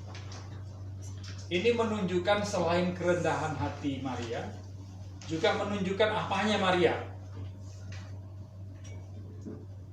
Dia menunjukkan imannya. Sesuatu belum terjadi, sesuatu belum real, hanya sekedar kata-kata, tetapi dia sudah mempercayai kata-kata itu dengan mengatakan, saya hamba. Jadilah menurut apa yang kau katakan. Saya cuma alat, tetapi biarlah pernyataan Allah itu terjadi di dalam diri saya. Saya menjadi orang yang biasa, tidak mungkin, tetapi biarlah kemungkinan itu dilakukan oleh Allah di dalam diri saya. Ini yang namanya iman. Ketika dia berkata, sesungguhnya aku ini adalah hamba Tuhan, dia katakan, saya ini benar-benar menjadikan diri saya hamba Tuhan. Dan saya harus rela, harus siap dengan apa yang menjadi pernyataan dan perkataan Allah. Ini menunjukkan bahwa imannya begitu luar biasa. Kepasrahannya terhadap Tuhan tanpa tuntutan apapun juga. Ya. Kepasrahannya kepada pernyataan Allah itu tanpa ada AIWO-nya. Ya. Sekarang tadi Alex bilang apa tadi Pak? Mau jadi apa? Supir ya Pak? Oh, mau jadi hamba Tuhan ya Pak? Ya, puji Tuhan. Hari ini dalam catatan survei banyak pemuda-pemuda yang tidak mau jadi hamba Tuhan. Karena peluang kerja itu banyak sekali. Dan memiliki penawaran fulus yang tidak kecil. Ya, di kota-kota, di desa-desa sekarang pemerintah menggelontorkan begitu banyak uang supaya ada peluang kerja dan anak muda bisa dapat uang banyak. Ya, di desa-desa sekarang kalau tamat sedikit mau jadi aparat desa, karena lumayan sekarang. Aparat desa di desa pedalaman aja itu gajinya sekitar 2,5 juta ya, atau 2,7. Lumayan, di kota nggak dapat segitu. Ya, Jadi banyak orang sudah tidak berpikir tentang pendeta lagi atau penginjil atau hamba Tuhan. Kenapa? Karena hamba Tuhan dia gajinya nggak jelas itu, hidupnya nggak jelas. Ya, jadi kalau memang dikasih pilihan, ya tentunya kalau Maria dikasih pilihan mau jadi ibu rumah tangga yang normal atau yang abnormal, saya percaya pasti pilihannya yang normal. Makanya ketika dia dibilang nanti kamu jadi ibu ya, melahirkan anak ya, dia bilang saya kan belum bersuami. Itu wajar, itu natural sekali. Karena kalau dia belum bersuami, terus dia punya anak kan lucu. Makanya ketika Tuhan malaikat Gabriel kasih begini penjelasan, pernyataan imannya itu sangat dahsyat. Dia katakan apa? Jadilah menurut perkataanmu itu. Iman yang luar biasa tanpa ada tuntutan balik, alasan-alasan yang lain. Karena kalau diminta pelayanan saya susah sekali. Ya, kalau masih sekolah minggu, ya melayani ya. Aku masih kecil belum bisa apa-apa. Ya, begitu remaja, ya ayo melayani ya. Aku banyak PR Om, ya. Sudah pemuda, ayo melayani ya. Aku lagi tulis skripsi Om, sibuk ya. Kalau sudah berkeluarga, ayo melayani ya. Aduh anakku masih kecil-kecil, nanti aja Om kalau sudah anakku besar. Begitu dia anaknya udah besar, punya cucu, ya. Ayo sekarang waktunya melayani. Nggak bisa Om, anakku kerja, cucunya di rumah. Sudah tua, ayo melayani Om. Udah, aku tangannya sudah keplek begini Om. Lidah sudah beliur semua nih, kadang bisa melayani. Banyak alasan kan kalau diminta melayani. Ya. Siapa Maria ini juga bisa punya alasan yang sama karena dia juga manusia normal seperti kita. Tapi imannya mengalahkan semua tuntutan-tuntutan fisik dia, semua tuntutan-tuntutan manusiawinya dia. Dia katakan, jadilah menurut perkataanmu itu. Aku siap dengan semua resiko-resiko yang ada. Karena pada waktu itu saudara-saudara, kalau dia katakan iya, itu tugasnya atau resikonya tinggi sekali. Karena dia bisa jadi bahan perguncingan orang. Dia bisa diejek banyak masyarakat. Belum nikah punya anak. Ya, dan ini tentunya merupakan sesuatu yang sangat memalukan sekali. Tetapi Maria mengesampingkan semua resiko-resiko dunia ini dan hanya percaya, beriman, pasrah terhadap kehendak Allah. Karena apapun yang dikehendaki Allah pasti akan membuahkan hasil yang terbaik ketika dilakukan dengan iman. Sebagai penutup saya akan ceritakan satu cerita tentang perempuan juga dari Tiongkok. Ya, siapa yang dari Tiongkok? Keturunan Tiongkok? Coba turunkan tangannya. Iya, sudah jelas ya.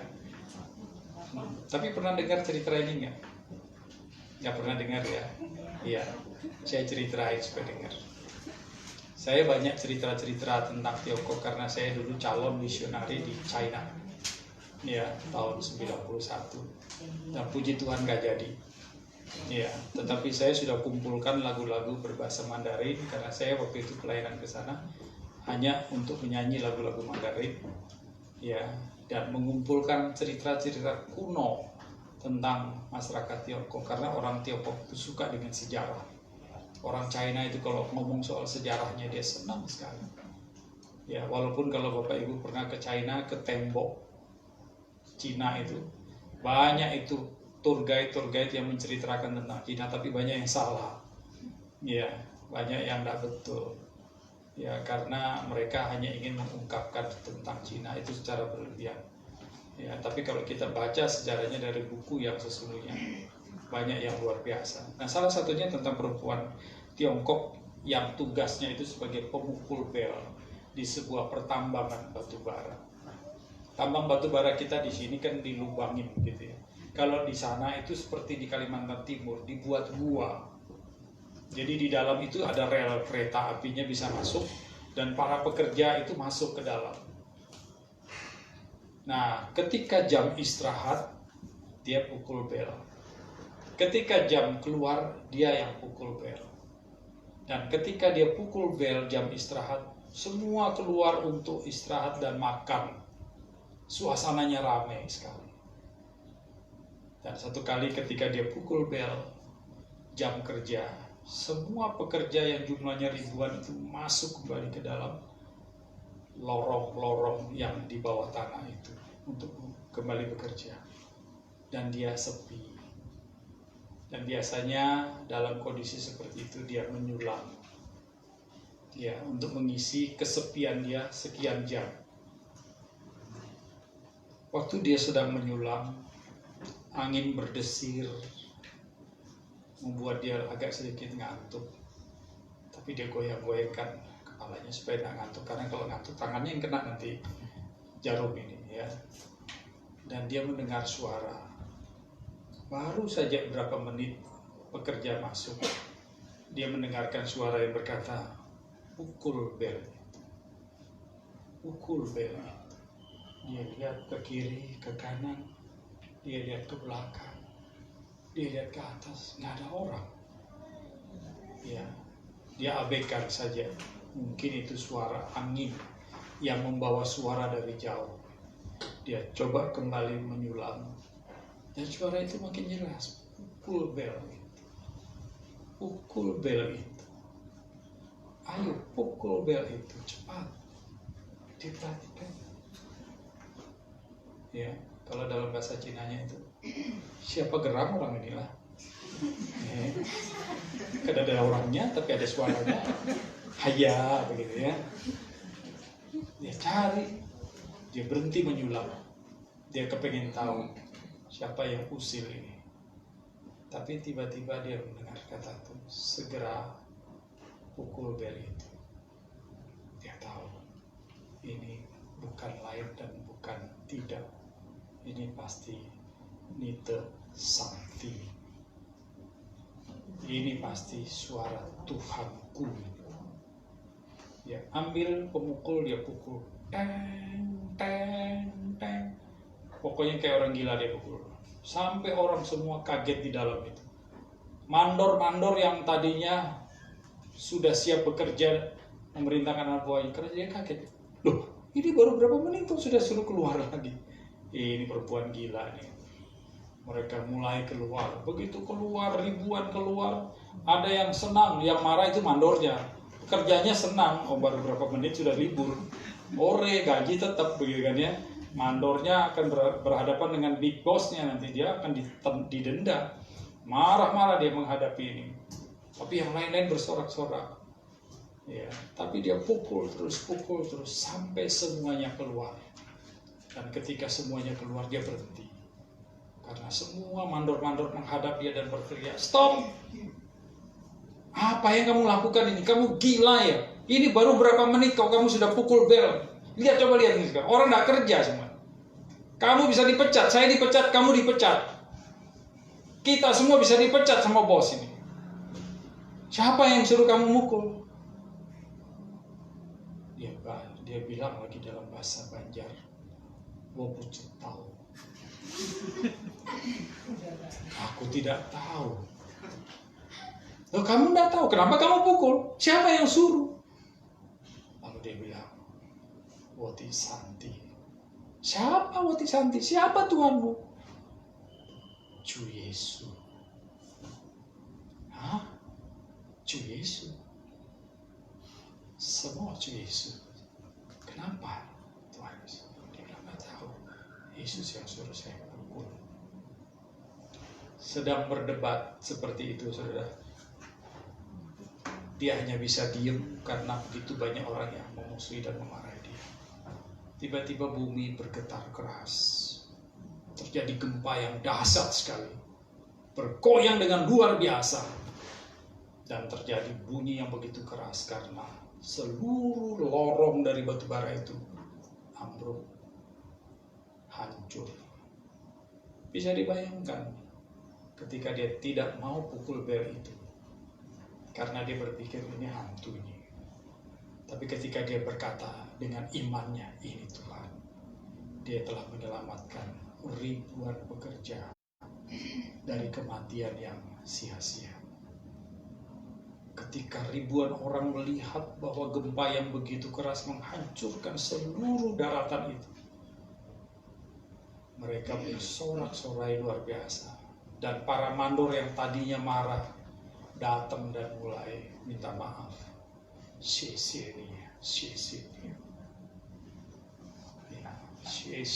Terima kasih.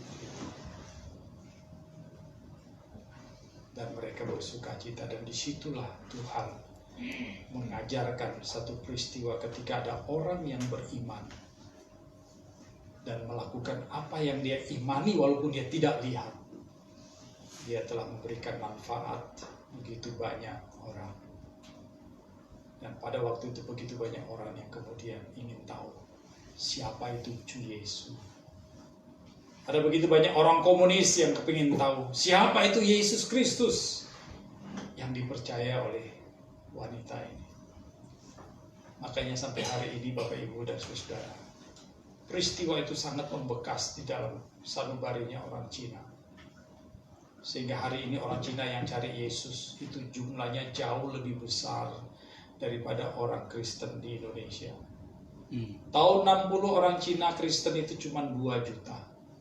Karena mereka di bawah rezimnya komunis yang sangat-sangat jahat. Tetapi hari ini jumlahnya sudah lebih dari 100 juta. Indonesia dilindungi oleh Pancasila, diberikan kebebasan untuk beribadah kepada Tuhan. Jumlahnya belum sampai 25 juta sampai hari ini. Sampai hari ini belum lebih dari 25 juta orang Kristen. Makanya orang Kristen tidak terlalu diperhitungkan kalau pilkada Kristen sana. Ya, karena sedikit. Dan orang Islam selalu berkata kami mayoritas. Ya memang mereka mayoritas.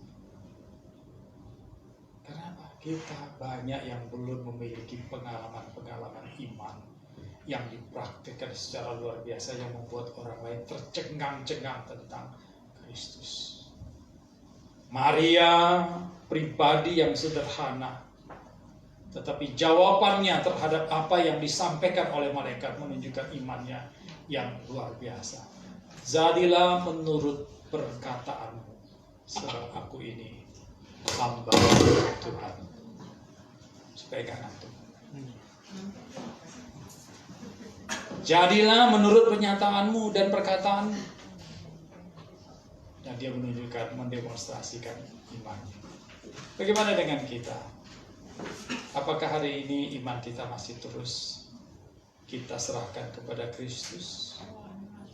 Dan apakah hari ini sebagai orang Kristen yang sudah dipelihara, sudah diberikan kasih karunia secara luar biasa, kita masih tetap beriman kepada Kristus? Karena iman itu penting. Sebab satu saat kita tidak tahu apa yang terjadi dengan Indonesia. Mungkin damai terus. Tetapi kalau kita melihat sekarang situasi-situasi yang ada, kemungkinan besar juga bisa terjadi kerusuhan. Ketika negara ini nanti dikuasai oleh perusuh-perusuh yang membenci kekristenan, mereka tidak sungkan-sungkan untuk membunuh. Dan ketika mereka mengalungkan aritnya, pisaunya ke leher kita dan mengatakan, sumpahi Yesusmu itu. Apakah kita masih bisa bertahan dengan iman kita? Tidak. Seperti peristiwa tahun 65, ketika di dalam satu gereja PKI masuk, turunkan gambar Yesus, taruh di bawah, dan semua jemaat diminta untuk antri, ludahin, injakin, kencingin gambar Yesus. Semua lakukan itu. Tapi ada satu wanita tidak. Dan justru dia yang diselamatkan oleh PKI. Karena PKI katakan begini, PKI itu adalah satu sistem negara. Itu saja kamu bisa telanjangin. Kamu bisa ikutin. Yang prinsip tentang imanmu aja kamu telanjangin. Kamu langkahi, kamu hianati. Apalagi PKI. Ibu yang tadinya tidak mau ini lalu digeser, yang lain digeser ke sebelah sana, ditembakin satu-satu. Ya, bukan karena mereka mengangkangi dan meludahi dan mengencingi gambar Yesus. Itu prinsip yang mereka tidak pernah mau imani dengan dalam. Bagaimana dengan hanya sekedar PKI? Pasti mereka akan tidak bisa mengimani dengan dalam. Nah, oleh sebab itu kita belum sampai kepada kesulitan seperti itu. Tetapi kita punya kesulitan yang lain. Ada kesulitan rumah tangga, ada kesulitan ekonomi, ada kesulitan sosial, dan lain-lain sebagainya. Tapi apakah kesulitan ini kita masih terus tetap dapat pertahankan iman kita di dalam Tuhan Yesus? Ini yang menjadi satu model yang perlu ada di dalam diri saya dan saudara. Bahwa ketika kita menghadapi semua tantangan, kita tetap berkata seperti Maria, jadilah menurut kehendak-Mu itu. Mari kita berdoa. Bapa di surga, kami mengucap syukur dan berterima kasih kalau pada pagi ini kami boleh merenungkan sebagian firman-Mu yang boleh memberikan kami penjelasan, pemahaman tentang Lukas 1 ayat 26 sampai dengan 38. Kisah kehadiran malaikat Gabriel yang menjadi utusan Tuhan terhadap seorang wanita yang namanya Maria, yang Tuhan berikan dia kasih karunia untuk menjadi wanita terpilih sebagai wanita yang melahirkan Yesus Kristus. Wanita yang rendah hati, wanita yang setia, wanita yang taat, seorang wanita yang memiliki hidup yang sangat baik dan iman yang luar biasa kepada-Mu ya Tuhan. Ini memberikan sebuah model manusia kepada kami, supaya sebagai manusia, sebagai orang percaya, kami juga belajar hidup seperti perempuan ini, seperti Maria, senantiasa merenungkan kebenaran-kebenaran Tuhan yang kami dengarkan, dan senantiasa taat, setia kepada-Mu dan beriman secara penuh dan sungguh-sungguh kepada-Mu ya Tuhan. Karena semua itu adalah sifat-sifat yang diperkenankan Tuhan di dalam mata Tuhan sendiri. Terima kasih Bapa di surga untuk semua kebenaran yang kami boleh renungkan. Berkati hidup rohani kami, tambahkan terus kami dengan pemahaman-pemahaman rohani-Mu ya Tuhan. Supaya hidup kami bukan hanya sekedar menjadi hidup apa adanya, tetapi menjadi hidup yang menghidupkan orang lain, hidup yang mengenalkan Kristus kepada orang lain ya Tuhan, dan hidup yang menjadi berkat bagi banyak orang. Terima kasih Bapa, ini doa kami yang kami naikkan di dalam nama Yesus Tuhan dan Juru Selamat kami yang hidup. Haleluya. Amin. Silakan.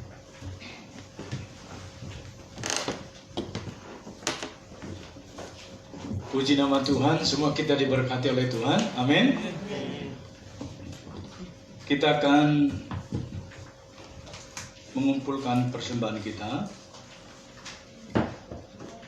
Sebab dialah Allah yang gemar kanan domba tuntunan tangannya. Pada hari ini sekiranya kamu mendengar suaranya, janganlah keraskan hatimu seperti di Meriba, seperti pada hari di Masa di padang gurun. Kita akan mengumpulkan persembahan kita. Muliakanlah Tuhan dengan hartamu dan dengan hasil pertama dari segala penghasilanmu. Maka lumbung-lumbungmu akan diisi penuh sampai melimpah-limpah, dan bejana pemerahanmu akan meluap dengan air buah anggurnya. Kita akan mengumpulkan persembahan kita naikkan pujian dari pulau dan benua.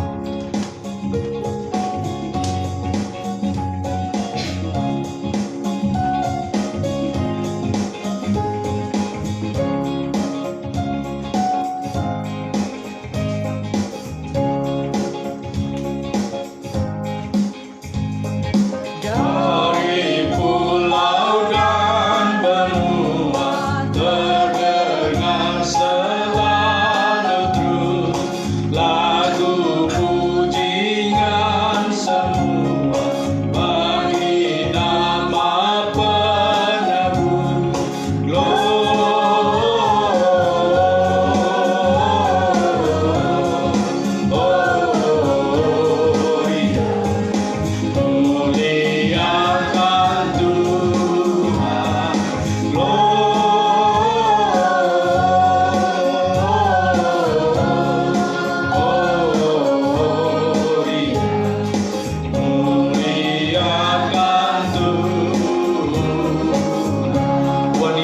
atau perempuan tinggi-tinggi dalam surga?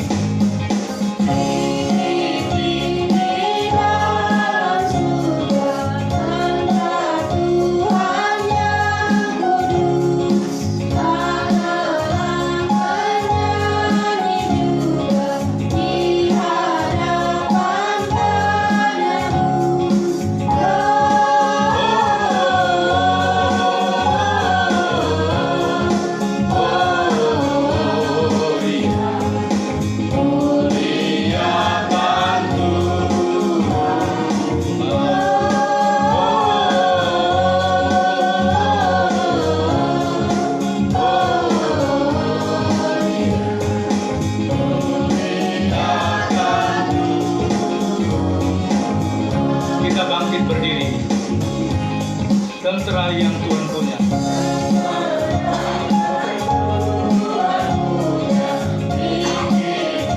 Panglimanya.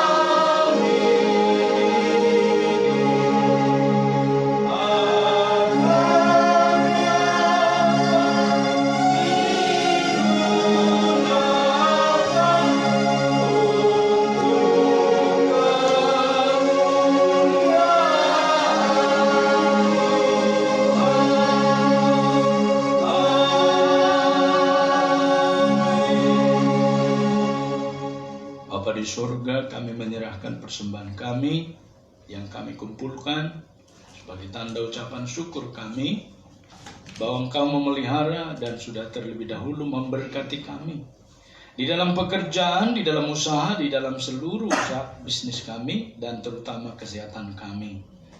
Kami menyerahkan persembahan baik itu kantung untuk kas gereja dan juga satu kantung untuk panitia Natal serta lain-lain persembahan yang kami kumpulkan hari ini.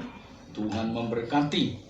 Dan kami mempersembahkan bukan karena Engkau berkekurangan, tetapi karena Engkau ingin mengajarkan kami satu rahasia kerajaan Allah, bahwa apa yang kami punya datangnya daripada-Mu dan semua yang kami gunakan ini adalah juga pemberian-Mu.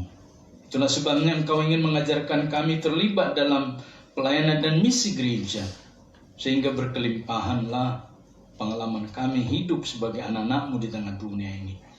Setiap tangan yang mempersembahkan berkati ya Tuhan. Terima kasih, terpuji nama-Mu dalam nama Yesus. Kami mengucap syukur dan kami berdoa menyerahkan persembahan kami. Amin.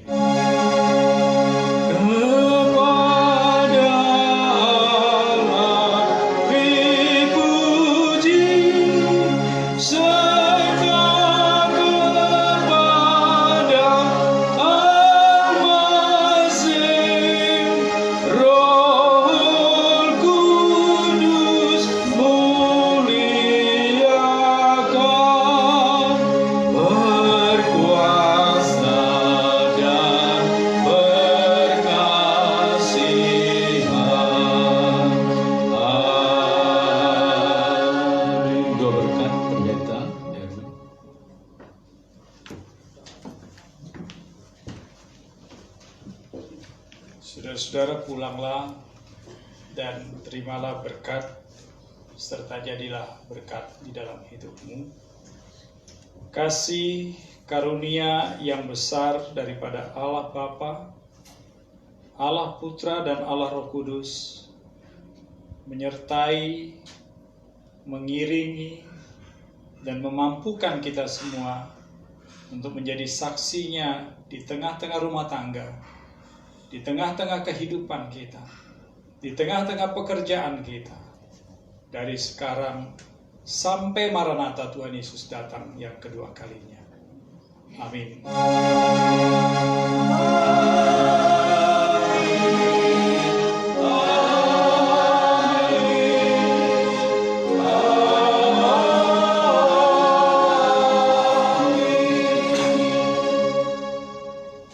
Silakan duduk kembali dan mengambil satu.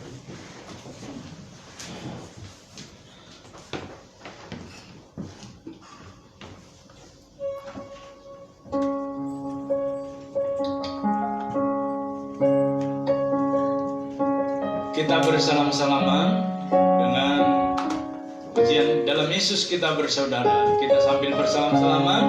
Sesudah itu nanti kita snack, konsumsi kopi dan minum teh, makan sekedarnya. Mari kita bersalaman dalam Yesus kita bersaudara.